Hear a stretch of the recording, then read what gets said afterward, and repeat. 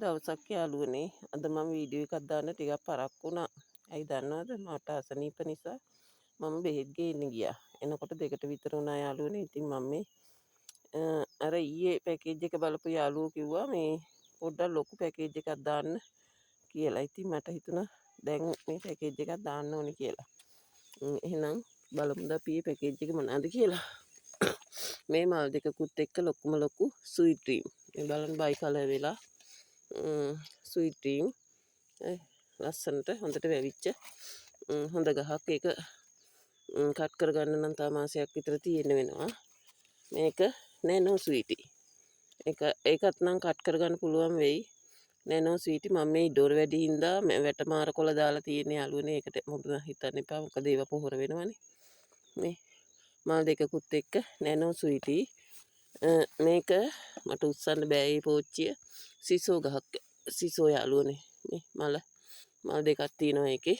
එක සිසෝ එක කට් කරගන්න පුළුවන් හොඳට. මේ බලන්න. මේ බලන්න. ඒක කට් කරගන්න පුළුවන්. පැලබෝ කරගන්න හොඳට කට් කරගන්න පුළුවන්. අර මුල් උඩිනුත් ඇවිත්. මෙන්න මේක පර්පල් එනොක්. යාළුවනේ ඒකේ මේ සීඩ් දාපු ගහ මලකුත් තියෙනවා. ඒක පල්ලට වැටිලා තියෙන්නේ. පර්පල් එනොක් නෙමෙයි පර්පල් ලව්.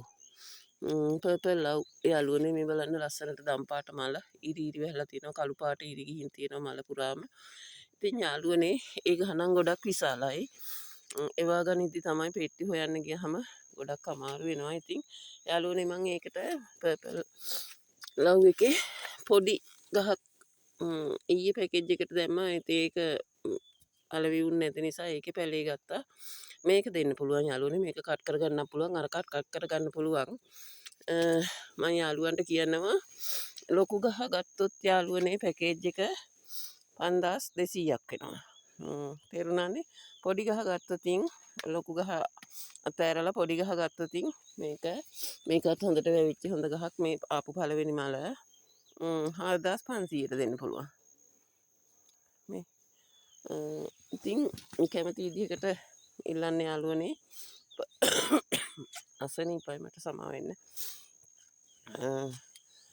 පර්පල් ලව් එකේ ලොකු ගහක් තියෙනවා. ඒකත් එක්ක ගත්තොතින් 5200යි.